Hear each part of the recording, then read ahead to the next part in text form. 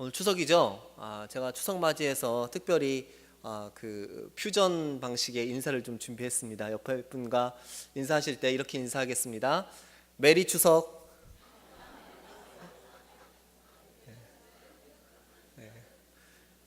이럴 땐 좀 웃으시는 거예요. 우리가 하나님 앞에 이렇게 열린 마음으로 또 함께 나아갔으면 좋겠습니다. 예, 추석입니다. 참 좋은 추석이죠. 지난 주일날 보니까요. 제가 이제 교육관에 있다 보니까 각 부서에서 이렇게 가끔씩 간식들이 옵니다. 저 먹으라고 간식들이 오는데 다른 때는 올 때는 또 많이 오다가 안 올 때는 하나도 안 와요.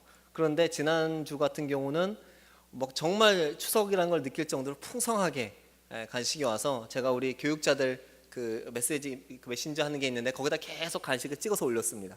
와서 드세요. 배달 안 합니다. 와서 드세요 하니까 계속해서 오셔서 또 틈틈이 또 드시고 가시고 했습니다. 정말 풍성한 추석입니다.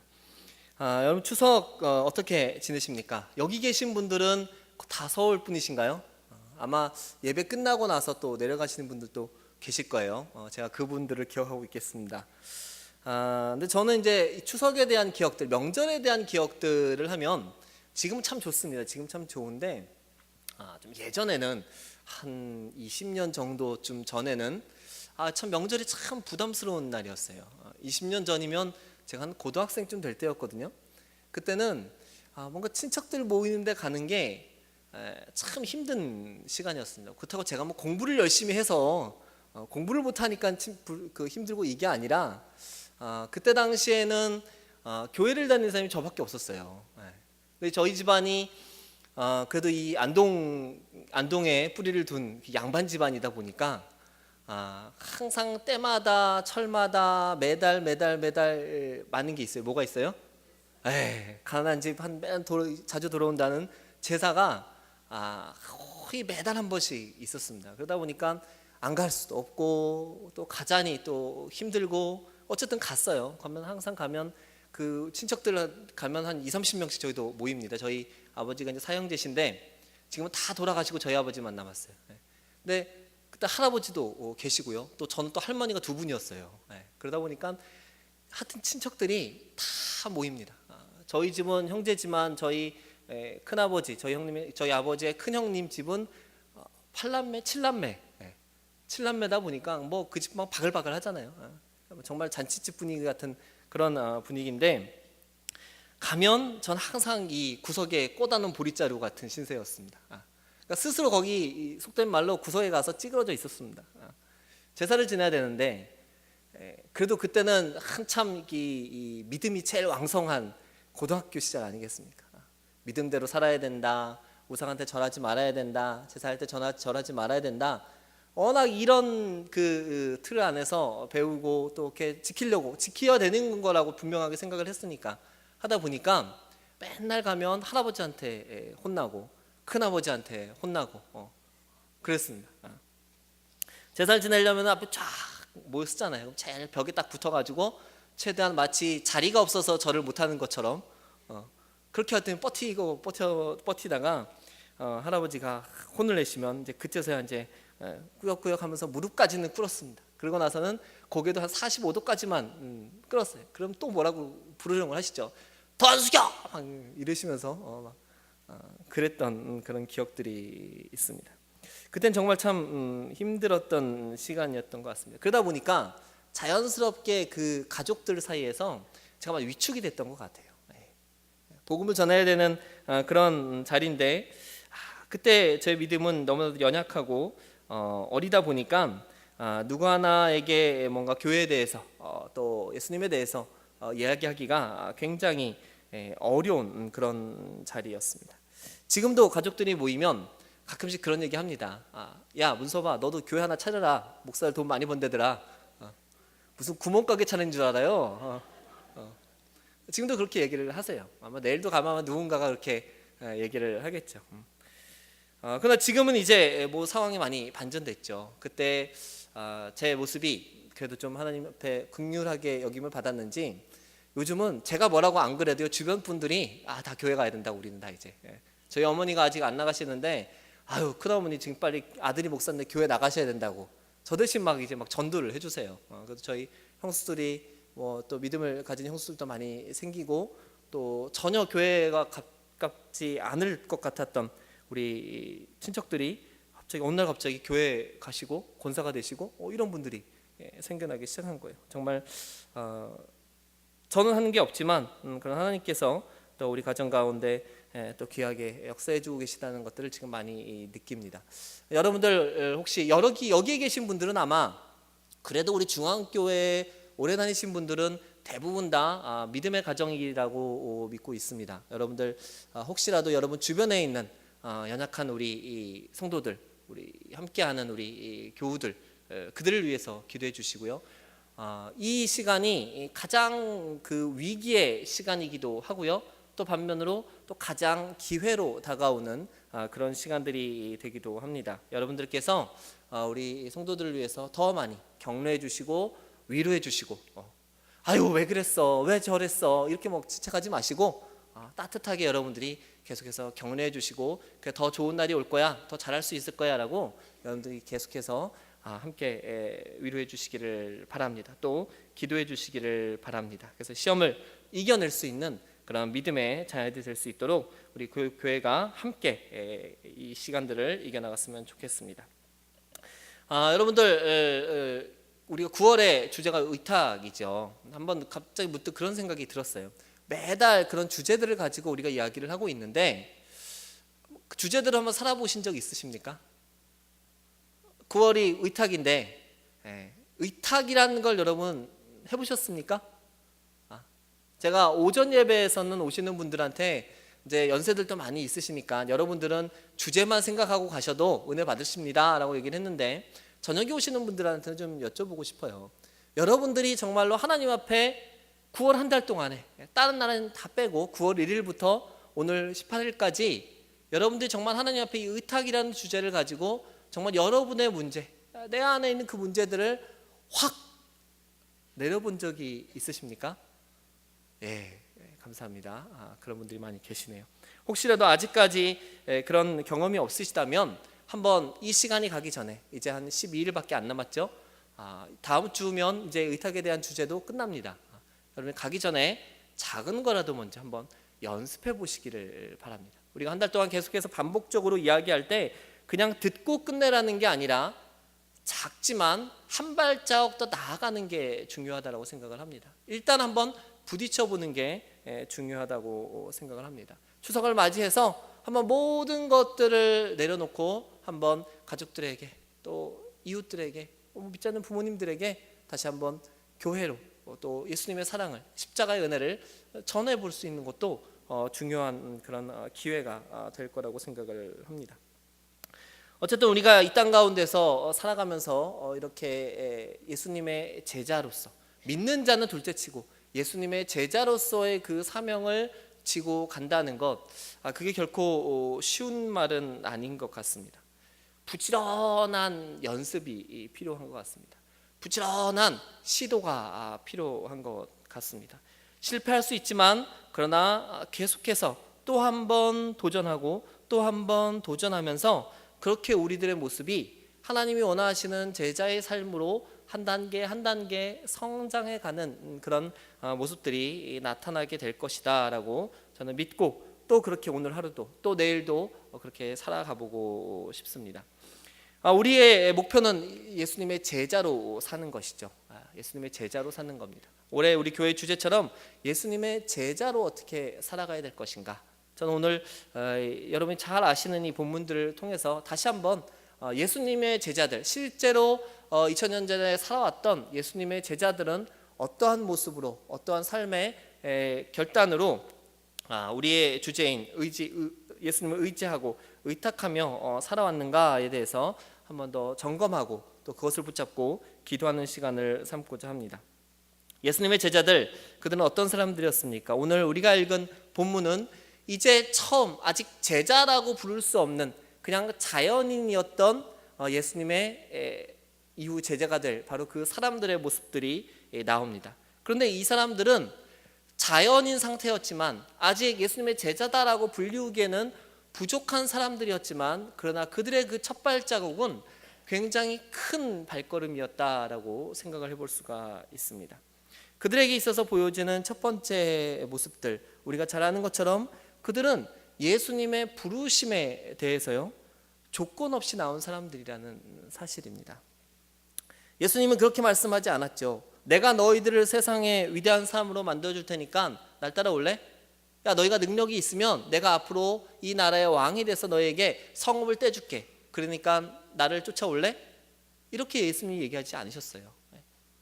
예수님은 그 사람들을 향해서 어떤 거래를 하려고 하지 않으셨다는 사실이에요. 예수님은 어떻게 하셨어요? 그냥 던지셨습니다. 외치셨어요. 명령하셨어요. 9장 9절에 마태복음 9장 9절에 보면 이제 마태의 부르심에 대해서 나오는데요. 그냥 이렇게 얘기하십니다.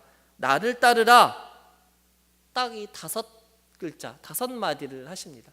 나를 따르라 하시니 일어나 따르니라.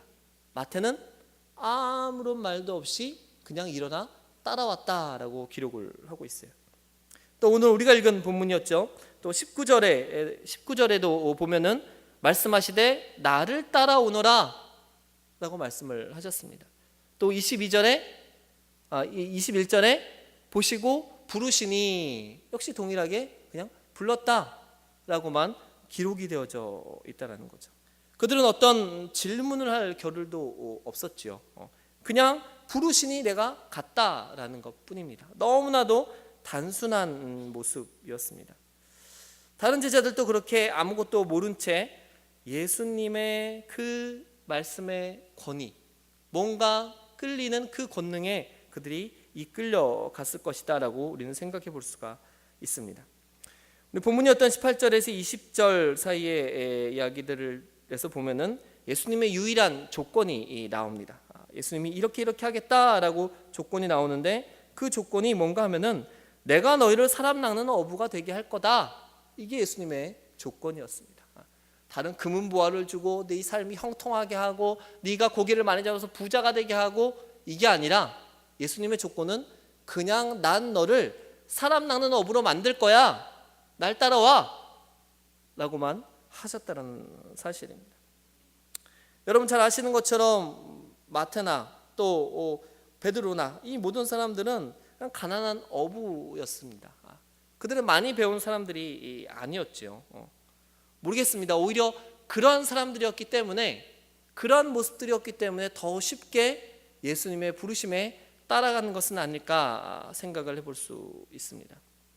약간은 무식해 보이지만, 약간은 무모해 보이지만, 그러나 그들의 그 즉각적인 반응, 무모한 그 따라감, 바로 이러한 모습이 우리에게 던져주는 첫 번째 제자로서의 모습이 아니겠는가라는 거죠. 조건 달지 말라는 얘기입니다. 따지지 말라는 겁니다. 누구 표현대로 묻지도 말고 따지지도 말고 예수님의 부르심 앞에 응답하라라고 이야기를 하시는 거죠.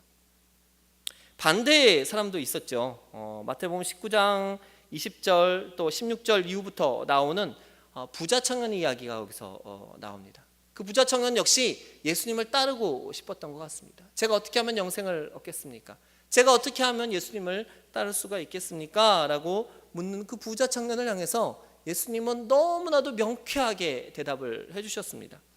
예수께서 이르시되 내가 온전하고자 할진대 가서 내 소유를 팔아 가난한 자들에게 주라.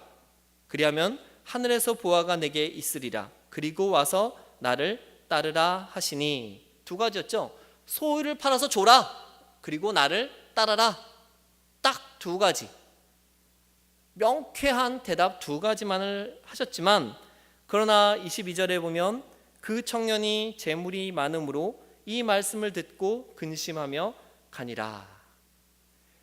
그 청년의 마음 가운데 예수님을 따르고 싶은 마음들이 분명히 있었을 겁니다. 그래서 예수님 앞에 나와서 그런 질문을 했겠죠. 그러나 그로 하여금 따르게 하지 못하는, 그로 하여금 걸리적거리는 게 너무 많았다는 사실입니다. 그는 너무 많은 것을 가지고 있었던 거예요. 너무 많은 것을 알고 있었던 것이죠. 그의 소유가 그의 부르심을 막아버렸고, 그의 소유가 그로 하여금 고민하게 했고 낙담하게 했습니다.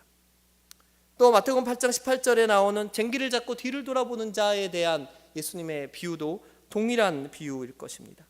이 시대에 예수님을 따라가고자 할 때 이래서 안 되고 저래서 안 되고 그래서 안 되는 그런 안 되는 너무나도 많은 이유들이 우리로 하여금 예수님 앞에 순종하고 예수님의 부르심에 응답하게 하는 모든 장애물들이 되어지고 있다는 것이죠. 너무 생각할 게 많고 너무 고민할 게 많고 너무 걸리적거리는 게 많다라는 사실입니다. 그 모든 것들이 우리의 믿음의 성장을 예수님의 제자로 살아감에 있어서의 그 위대한 발걸음을 막고 있다는 사실입니다. 제자들의 삶은요, 그렇게 조건 없이 나를 따르라라는 말씀에 대해서 완전한 의지, 우리 주제처럼 완전한 의탁의 모습을 가지는 사람들의 삶일 것입니다. 제자들은 이때 만났던 제자들은 무언가 형용할 수 없는, 말로는 설명할 수 없는 크고 놀라운 권위에 그들은 사로잡혔던 것이죠. 그래서 그들은 오직 부름받은 자의 모습에 대해서 순종으로 응답을 했던 겁니다. 즉각적인 순종으로 그들은 하나님 예수님을 따라갔다라는 것입니다. 전 이것을 마치 모세가 떨기나무를 통해서 하나님을 만난 것과 동일한 모습으로 생각을 했습니다. 그 놀라운 거룩함, 그 말로 표현할 수 없는 그 두려움의 자리, 그 자리에 모세는 하나님을 만났죠. 그 목소리에 대해서 그는 반응할 수밖에 없었습니다. 무식한 제자들, 무식한 어부였던 바로 이들 역시 바로 그러한 두려움과 그러한 이끌림을 느꼈을 거라고 믿습니다. 이들에게 가장 크고 놀라웠던 힘, 그것은 바로 예수 그리스도 그 자체였습니다. 그들을 이끄는 가장 위대한 힘은 바로 예수님 자신이었던 것입니다.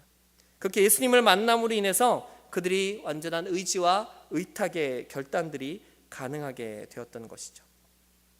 제자들의 그러한 즉각적인 순종도 결국 예수님을 인한 것임을 우리는 기억해야 될 줄로 믿습니다. 여러분, 제자답게 살기 원하십니까? 제자로서 살기 원하십니까? 제자의 삶을 여러분의 삶 가운데 살기를 원하신다면 다시 한번 우리가 예수님을 체험해야 됩니다. 예수님을 만나야 됩니다. 성경 공부를 많이 해서 예수님을 아는 게 아니라 내가 지적으로 만나는 것이 아니라 나의 영으로 예수님을 체험하고 예수님이 나에게 불러주시는 나를 따르라는 그 목소리에 우리가 귀 기울이고 그 목소리에 반응할 수 있어야 될 것입니다. 혹 여러분이 가진 것들, 여러분들이 배운 것들, 여러분들이 지금까지 살아오면서 추구했던 그 많은 것들이 예수님의 그 목소리를 혹시 막고 있지 않습니까? 주변에 있는 환경이 우리를 막고 있는 게 아니라 나의 작은 이 두 귓구멍을 내가 가진 것들이 지금 막고 있을지도 모릅니다. 바로 내 눈앞에 장애물이 세워져서 예수님을 보지 못할 수도 있을 것입니다. 여러분, 우리를 막고 있는 그 모든 것들을 뿌리치시고 예수님의 부르심을 들으시기를 바랍니다. 내가 몇십 년을 교회 다녔든지 간에 그게 중요한 게 아니라 지금 내가 예수님의 부르심을 알고 있는가, 듣고 있는가, 그리고 거기에 응답하고 있는가 다시 한번 확인하시기를 바랍니다. 이것은 우리가 마지막 날까지 확인해야 될 우리의 의무이고 또한 우리의 사명 중에 하나일 것입니다. 또 제자들은 어떠한 모습들을 보였습니까? 그들은 나를 따르라 라는 그 말 자체만을 본 사람이었습니다. 아까 앞에서 한 이야기하고 비슷한데요, 제자들은 나를 따르라, 내 뒤를 따라오라, 이 말에만 그들의 모든 것을 건 사람이라는 거죠. 앞에서는 조건을 얘기했지만요, 또 다른 이야기를 해본다면 예수님은 제자들에게 비전을 보여주시지 않았어요. 우리 학생들에게 비전을 찾아야 됩니다, 꿈을 찾아야 됩니다, 이런 이야기를 많이 하는데 중요한 건 예수님은요, 비전을 보여주시지 않았어요. 그들에게 위대한 꿈을 꾸도록 하지 않으셨다는 사실이에요. 차후에 가서 하나님의 뜻을 알게 된 것이죠. 그러나 정작 그들의 부름의 자리에서 예수님은 그 어떤 말씀도 하지 않으셨다는 것입니다. 제자로서 의탁하는 삶은요, 우리 생각이 어떤 것이나 또 우리 스스로를 바쳐서라도 뭔가 취할 수 있는 그런 가치, 눈에 보이는 어떤 그런 물건이 아니라는 사실입니다. 눈에 보이는 그 어떤 것 없이 제자들은 그저 나를 따르라 라는 이 5글자 이것만을 바라보고 그리고 쫓아나온 사람들이었다는 사실이죠. 그렇게 그 부름에 대해서 즉각적인 응답, 모든 것을 알지 못한 채 그저 따르라 라는 말에 대해서 그들은 그들의 모든 소유를 버리고 쫓아갔습니다. 이런 모습에 대해서 어떤 한 신학자는 이렇게 이야기를 합니다. 이것은 바로 오직 예수 그리스도에게 우리가 매이는 것이다. 너무 쉽게 얘기를 했죠. 얽매이는 것이다. 완전히 꽁꽁 묶이는 것이다. 그 어떤 모든 프로그램들, 어떤 이상들, 모든 율법들이 다 무너져 버리고 내 안에 그 어떤 내용도 존재도 거하지 않고 오직 내 안에 예수 그리스도만을 채우는 일이다 라고 이야기를 했습니다. 예수님 자신만이, 예수님 한 분만이 우리 안에 존재하도록 만드는 것이다. 가정도, 자녀도, 직장도, 우리의 모든 고민도 다 외부의 것으로 떨쳐버리고 오직 내 안에 예수님만이 존재하게 만드는 것이다 라는 거죠. 우리가 예수님에게 매이게 된다면 우리가 예수님을 이끄는 게 결코 아니죠. 우리를 이끄는 분은 당연히 예수님이십니다. 예수님이 우리를 이끌어 가실 겁니다. 마치 흐르는 강물 위에 구명조끼 하나만 있고 그 강물 위에 둥둥 떠 있는 것처럼 우리는 그 강물이 흘러가는 곳으로 떠내려가는 것처럼 예수님은 우리를 그 강물 위에서, 은혜의 강물 위에서 우리를 그렇게 인도해 가시는 분이다라는 사실들을 우리는 기억해야 될 겁니다. 이것이 바로 인생과 영혼의 완전한 의탁이다라고 표현할 수가 있습니다. 여전히 내 힘과 내 생각과 내 의지가 아니라 그렇게 예수님께 우리의 모든 삶을 완전히 맡기는 것. 여러분, 의탁에 대해서 들으시면서 이 표현들은 계속해서 들으셨을 겁니다. 완전히 맡기는 것, 100% 맡기는 것, 하나도 쥐지 않고 맡기는 것, 그 삶이 바로 제자의 삶이라는 사실입니다. 알지만 잘 되지 않는 삶이기도 하죠. 알지만 실천하지 못하는 삶이기도 합니다. 그러나 제자들은 어쨌든 그 예수님이라는 큰 강물 아래 그들은 완전히 풍덩하면서 빠진 사람들이라는 겁니다. 그저 그 부르심에 대해서 합리적인 판단과 어떤 생각과 어떤 그런 논리가 아니라 그냥 그 따르라, 나를 따르라는 그 말씀 가운데 전적으로 뛰어들은 바로 그 제자들의 모습을 기억할 필요가 있습니다. 그렇게 나를 따르라, 여러분을 향해서 예수님이 말씀하신다면, 오늘 여러분들에게 그런 부르심들이 있다면 여러분 주저하지 마시고 뛰어드시기 바랍니다. 내 가족, 내 자녀, 내 문제, 내가 뛰어들 때 예수님이 어떻게 하시는지 여러분들이 한번 증인이 되어 주시기를 바랍니다. 여러분들을 통해서 예수님이 오늘도 우리들에게 역사하실 것을 믿습니다. 제자들 가운데 그렇게 온전한 의탁의 시간들을 통해서 온전히 의지함으로 말미암아서, 특별히 믿음 가운데 예수님 앞에 의탁하고 의지하는 가운데 놀라운 기적들을 체험한 사람도 있습니다. 대표적인 사람 누가 있겠습니까? 베드로가 있죠. 베드로가 경험한, 사람이 경험할 수 없는 놀라운 경험 뭐가 있어요? 기억나세요? 예? 물리를 걸으셨죠.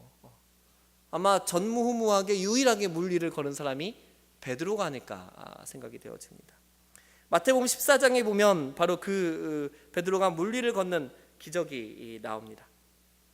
바람의 제자들이 배 위에서 고난을 받고 있을 때 25절에 보면 예수님이 바다 위를 걸어서 제자들에게 다가오십니다. 그때 베드로가 바로 그 예수님을 알아보게 되죠. 근데 베드로의 대답은 좀 엉뚱했습니다. 엉뚱 베드로였습니다. 그는 예수님을 향해서 예수님 우리를 살려주십시오 라고 말하는 게 아니라 14장 28절에 보면 베드로가 이렇게 얘기를 하죠. 베드로가 대답하여 이르되 주여 만일 주님이시거든 나를 명하사 물 위로 오라 하소서 하니. 베드로가 참 개인주의적인 사람이었던 것 같아요. 자기들 살려달라고 하지 자기 혼자 물 위로 걸어오게 해달라고 이렇게 얘기를 하는 거 보니까 아직은 자기 안에 자기가 있는 그런 사람이었던 것 같습니다. 어쨌든 베드로는 그 물 위를 걸어오시는 예수님을 바라보면서 안에 뭔가 번뜩하면서 지나가는 생각들이 있었을 것 같아요. 그러니까 갑자기 이런 질문들을 했겠죠. 예수님이 오라라고 했을 때 베드로가 실제로 물 위를 걷기 시작했습니다. 베드로는 물 위를 걸을 수 있는 특별한 장치를 본 게 아니었죠. 예수님이 하늘을 날고 있는 도구를 착용하신 것도 아니었어요. 그는 오직 예수님만을 바라보았고요. 그 예수님만을 바라보면서 자신의 발을 물 위에 한 발자국 올려놨습니다. 믿음의 커다란 한 발자국이었죠. 1989년에 그 개봉되었던 미국에서 만들고 굉장한 인기가 있었던 영화가 하나 있었는데요. 그게 바로 여러분 아실 만한 영화입니다. 인디아나 존스라는 영화 여러분 아시죠? 1, 2, 3, 4탄까지 나온 영화인데요. 그 중에 하나가 그때 최후의 성전이라고 불리우는 영화가 나왔습니다. 그 요르단의 페트라를 배경으로 해서 예수님의 그 성배를 찾아 나가는 하여튼 별의별 걸 잘 만들어내요. 그런 영화인데 그 영화 가운데 다른 건 다 우리가 이익을 얻을 게 없는데 그 영화가 참 비싼 돈을 들여가면서 우리에게 아주 좋은 자료를 만들어줬어요. 그 자료가 뭔가 하면 바로 믿음에 대한 정의를 그 영화에서 표현을 해주고 있습니다. 믿음을 거기서 세 가지로 표현을 해줬는데요. 첫 번째는 하나님 앞에 무릎을 꿇는 것이다, 엎드리는 것이다, 회개하는 것이다 라는 이야기를 해주고요. 두 번째는 우리가 그 믿음을 가지기 위해서는 하나님의 이름을 붙잡아야 된다, 오직 한 분 하나님의 이름을 붙잡아야 된다라는 것에 이야기를 합니다. 이제 그러면서 회개하면서 엎드리면 막 칼날이 지나가고 막 통과하는 그런 통로가 나오고요. 또 여호와 이름, 야훼라는 그 단어를 밟아가면서 그 장애물을 넘어갑니다. 마지막 장애물이 커다란 계곡이 나옵니다. 이쪽 끝과 저쪽 끝이 있고 가운데가 뚫려 있는 다리가 없는 바로 그곳이에요. 그곳에 세 번째 믿음의 정의가 나오는데요. 사람의 눈으로 보이지 않는 그곳에 믿음의 첫 발자국을 디디는 것이다 라는 내용을 가지고 표현이 되어져 있는 거예요. 그 주인공이 해리슨 포드가 그 딱 모자를 딱 쓰고 크게 발을 한 발, 우리 북한 사람들 열병식 하는 거 보셨죠? 그렇게 다리를 쭉 뻗어서 한 발을 그 앞으로 내딛습니다. 보통의 경우 어떻게 되겠어요? 앞으로 쿡 꼬꾸라지면서 떨어졌겠죠. 그러나 그가 그 믿음의 한 발을 내딛었을 때 그 발밑에 그를 바치는 보이지 않는 길이 생긴다라는 사실이죠. 굉장한 극적인 요소이지만 그러나 우리 믿음의 눈으로 보았을 때 그 믿음에 대한 설명들을 잘 해주고 있는 것 같습니다. 내 눈엔 보이지 않지만, 내 눈엔 느껴지지 않지만, 내 피부엔 와닿지 않지만, 그러나 우리가 그 이름을 붙잡고 하나님의 이름을 붙잡고 예수 그리스도의 십자가의 은혜를 붙잡고 그리고 믿음으로 한 발자국을 내디딜 때, 모두가 안 된다라고 이야기할 때, 그러나 믿음으로 그 한 발자국을 내디딜 때 하나님이 그곳에 길을 열어주신다는 사실입니다. 하나님이 그곳에서 우리를 지켜주시고 보호하여 주신다는 사실입니다. 믿음이 없는 자들은 그 길이 생겨나지 않을 것입니다. 두려움을 경험하는 자들은 그 길이 사라지고 그리고 그들은 떨어져 죽게 될 것입니다. 베드로는 처음에 그렇게 믿음으로 내디뎠지만 그러나 몰아치는 바람에 깊은 바다에 베드로는 두려움을 가지게 됐고 그리고 곧 물에 빠졌습니다. 예수님은 그런 베드로를 향하여 믿음이 작은 자여 왜 의심하였느냐. 믿음입니다. 철저한 의탁은요 이렇게 믿음으로 가능한 것입니다.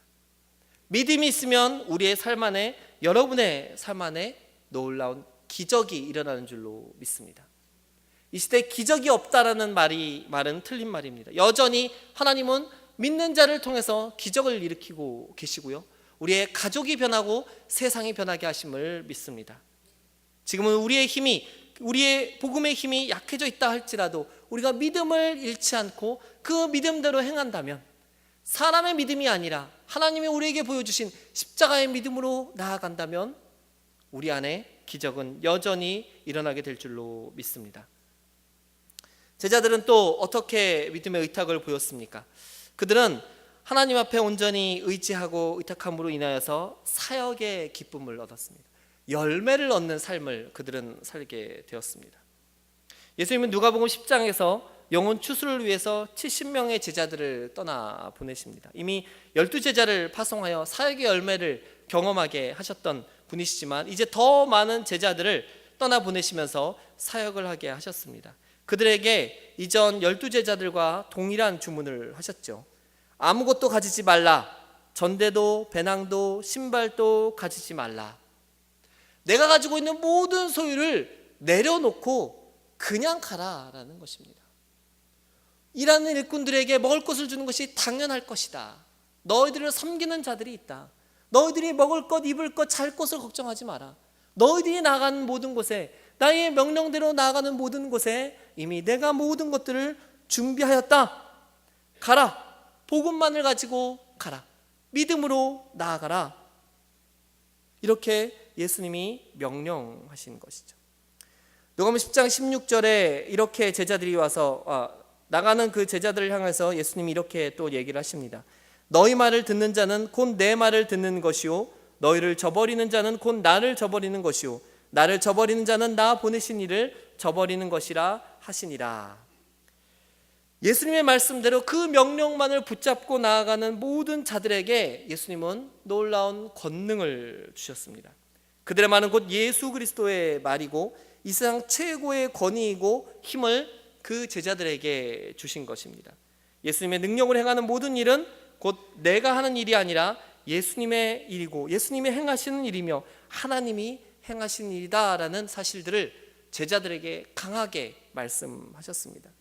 그렇게 되니 어떤 열매들을 얻게 되었습니까? 누가복음 10장 17절 이후로 보면은요, 이렇게 기록을 합니다. 70인이 기뻐하며 돌아와 이르되 주여 주의 이름이면 귀신들도 우리에게 항복하더이다. 예수께서 이르시되 사탄이 하늘로부터 번개같이 떨어지는 것을 내가 보았노라. 내가 너희에게 뱀과 전갈을 밟으며 원수의 모든 능력을 제어할 권능을 주었으니 너희를 해칠 자가 결코 없으리라. 그러나 귀신들이 너희에게 항복하는 것으로 기뻐하지 말고 너희 이름이 하늘에 기록된 것으로 기뻐하라 하시니라. 아멘. 예수님의 명령을 붙잡고 나아간 제자들에게 예수님의 놀라운 권능들이 임하였다는 사실입니다. 제자들이요 사형리 들고 나가지 않았어요. 제자들이요 글 없는 책 들고 나가지 않았어요. 제자들이 전도 폭발하고 나가지 않았어요. 예수님의 명령만을 듣고 나갔다는 사실입니다. 마치 나를 따르라 라고 얘기하시는 것처럼 너희는 가서 복음을 전하라 라는 이 말 한마디에 제자들은 철저하게 순종하고 복종하며 나아갔습니다. 위축되어 있지 않았습니다. 예수님을 전했습니다. 하나님의 나라를 선포했습니다. 그랬더니만 귀신들이 항복을 했습니다. 사탄이 하늘에서 떨어지는 것을 경험했습니다. 더욱이 예수님은 그들에게 원수의 능력까지도 제어할 권능을 우리에게 주셨다라고 말씀을 하셨다는 사실입니다.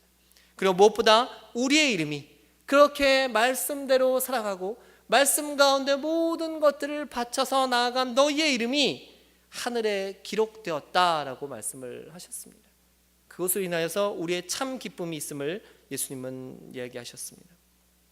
오직 우리가 예수의 이름으로 힘을 의지하여서 나아갈 때 우리의 삶 안에 놀라운 기적들이, 놀라운 역사들이, 그리고 우리의 사역 안에서, 우리의 삶 안에서 크고 놀라운 열매들이 일어나게 되는 줄로 믿습니다. 맨 처음 했던 것들을 기억해 볼 필요가 있습니다. 예수님을 만나야 된다는 사실입니다.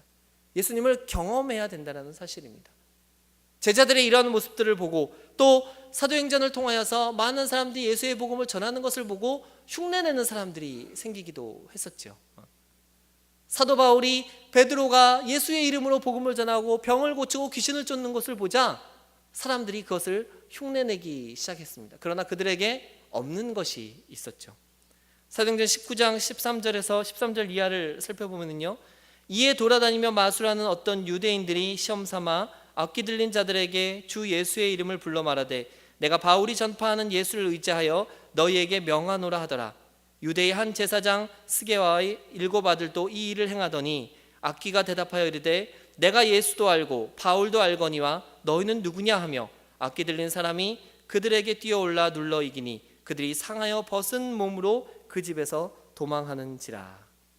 바울이 전하는 예수, 바울이 전하는 예수를 알았을 뿐이지 예수 그리스도에 대해서 알지 못했다는 사실입니다. 아니, 예수 그리스도를 만나지 못했다라는 사실입니다. 그 만남이 없다면, 그 예수 그리스도를 경험하지 못하면 우리에게 힘도 권능도 그 어떠한 능력도 있지 않게 될 것입니다. 아는 것이 아니라 믿고 의지하는 곳에서, 오직 그 십자가를 믿고 의지하는 곳에서 우리의 능력이 나옴을 여러분 믿으시기를 바랍니다. 우리의 온전한 의탁은 우리의 사역의 풍성한 열매를 거두게 됩니다. 지금 내 삶에 문제가 생겨 있고 일이 풀리지 않고 여러 가지 고민들이 있다면 다시 한번 우리가 점검해야 될 것입니다. 나는 지금 얼마나 하나님을 의지하고 있는가?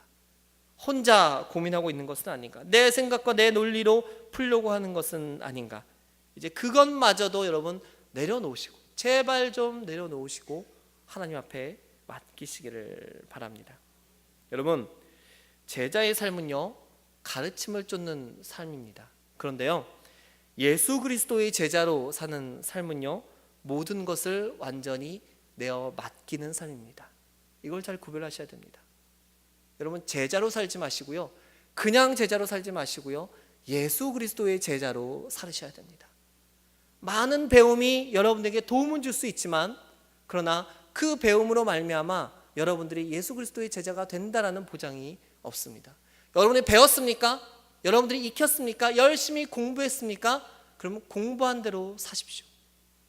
성경을 배웠다면, 성경의 많은 이야기들을 여러분이 알고 있다면 그 이야기대로 사셔야 된다는 겁니다. 성경은 이야기합니다. 내려놓아라, 맡겨라, 따르라, 버리라, 믿고 의지하라. 2000년 전에도 그리고 오늘에도 여전히 동일한 말씀들로 우리에게 성경은 이야기하고 있습니다. 우리는 그렇게 십자가의 메인 삶으로 나아가야 될 것입니다. 십자가가 우리를 인도하는 삶으로 나아가야 될 것입니다. 이 삶은 우리들이 유일하게 붙잡고 이 땅 가운데서 승리하고 다시금 세워질 수 있는, 예수 그리스도의 제자로 세워질 수 있는 유일한 길일 것입니다. 그 다른 길, 어떤 다른 길도 우리에게 존재하지 않음을 여러분들이 기억하시고, 우리가 오늘도 다시 한번 함께 외쳤으면 좋겠습니다. 우리의 짐을 내려놓게 하여 주시옵소서. 온전히 예수님만을 의지하며 살아가게 하여 주시옵소서. 우리의 모든 고민들, 지금 내 안에 응어리져 있는, 지금 여전히 내가 붙잡고 있는 그 모든 고민들, 나를 따르라 했을 때 그 모든 것들을 생각하지 않고 따랐던 무식한 제자들처럼 나도 무식한 사람이 되기 원합니다. 나도 예수님만 바라보기 원합니다. 나도 예수님만을 쫓는 그러한 제자들로 살아가기를 원합니다. 하나님, 나를 긍휼히 여겨 주시옵소서. 우리가 이렇게 기도하는 이 밤 되어지기를 소망합니다. 함께 기도하겠습니다. 우리 말씀을 기억하시면서, 하나님, 우리도 제자들처럼 그냥 그렇게, 그냥 그들이 했던 것처럼 그냥 조건 없이 그냥 그렇게 예수님만을 바라보게 하여 주시옵소서. 여전히 내 안에, 여전히 내 삶 안에 많은 장애물과 많은 고민과 많은 근심 덩어리들이 있습니다. 하나씩 하나씩 내려놓게 해주십시오. 하나씩 하나씩 예수님 앞에 내려놓으며 나아가게 해주십시오. 내 삶의 최우선순위의 문제들이 있다면 먼저 하나님 앞에 고하고 하나님 앞에 맡기기를 소원합니다. 하나님, 날 좀 도와주시옵소서. 내 마음을 좀 붙잡아 주시옵소서. 우리가 기억하시면서 제자들처럼 우리 제자의 삶을 온전히 의탁하는 삶을 살게 해달라고 우리 이 시간 함께 주여 한번 외치고 함께 기도하겠습니다. 주여,